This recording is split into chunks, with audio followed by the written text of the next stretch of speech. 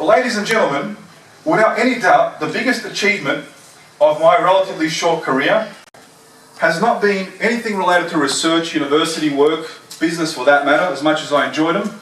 It was the establishment of the Bosnia Herzegovina Futures Foundation. The Australian way of life, generosity, profoundly influenced me for this particular step in my life. And I thank this country for everything that it has given me.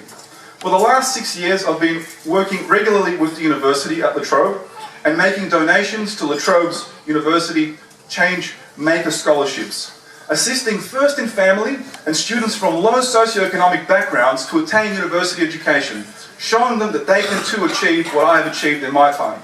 I spent almost 3 years running programs all over the States, visited over 300 schools, inspired so many students that I proudly now see at my university and others. And I believe that philanthropy exists in all of us. Each one of you is a generous person, some of you more so than others, but I believe that you can all contribute to make the world a better place. I had considered myself a reasonably well-established person, and at that particular point I decided to launch my own foundation.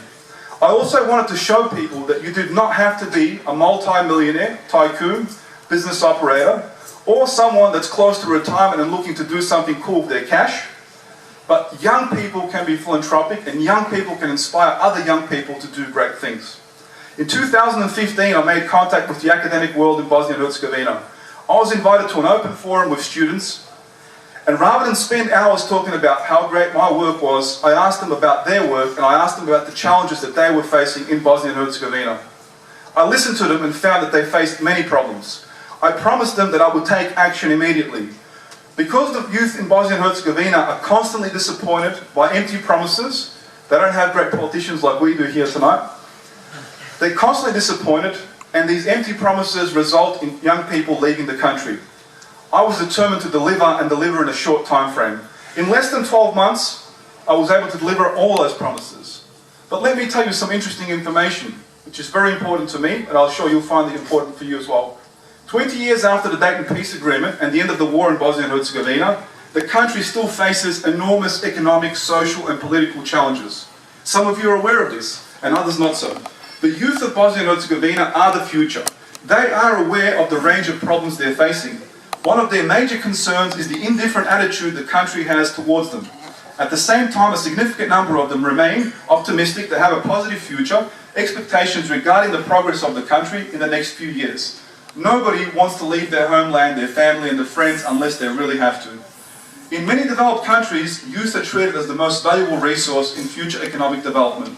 I'm thankful that Australia is one of those, and I'm standing here in front of you as an example of that. The country is heavily invested in development with high quality education, continuous training for employment, creation of jobs, connections to globally relevant leadership forums, and other things. Young people in Bosnia and Herzegovina deserve the same things and the same opportunities as we've had here. Unfortunately, a majority of them are leaving the country seeking opportunities elsewhere. We know that tens of thousands of individuals were born in Bosnia and Herzegovina, are now working and living in other countries around the world, including Australia, and contributing amazing things to those countries. They are successful engineers, manufacturing experts, business and information technology professionals, doctors, lawyers, biologists, physicists, chemists, and other types of scientists. This mass immigration of young people poses major challenges to Bosnia and Herzegovina and to the future development of the country. It is a serious loss for the greater community. Within the country, educational reform has also been extremely slow, and investment into infrastructure even more so. Furthermore, tertiary education at public institutions is still, for most citizens, far from affordable. Private tertiary institutions are generally better equipped. However, with the fees that are 4 or 5 times higher than public institutions, only a small portion of people can afford that education. The average household income in Bosnia and Herzegovina is a measly $450 US.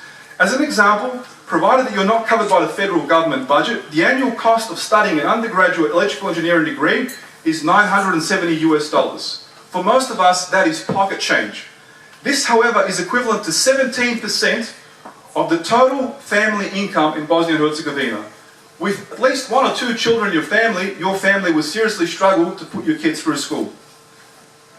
We're changing that. I've assembled a team of young, talented Bosnians and Herzegovinians from all over the world, including my own brother, Reshad Custovic, who has helped me establish this great initiative.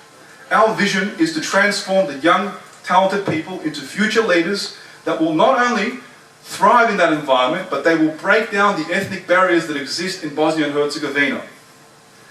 We will do this through enabling them to access education, high-level quality of education, international experience, and technology.